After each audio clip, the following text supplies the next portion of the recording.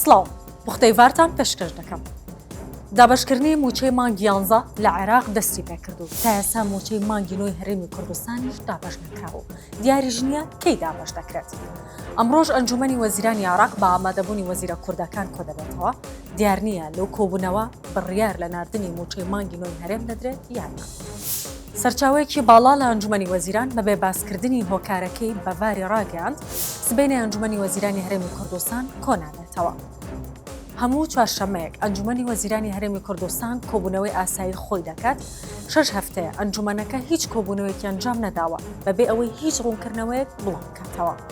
موچەی 6,000 وارسی شەید و ئەنفالکراو لە پارێزگای سلێمانی مەترسی ڕاگررتنی لەسەر و بوتەبێژی بەڕێوەبەرایەتی شەیدان و ئەنفالکراوانی سلێمانیش هۆشداری دەدات. لە لێدوانێکی تایبەتیدا بۆ ڤار مەحموود سەرمۆردی ڕایگەاند ژمارە و کەسانی کارتی نیشتیمانیان نەهێناوە دەگاتە 6,000 کەس.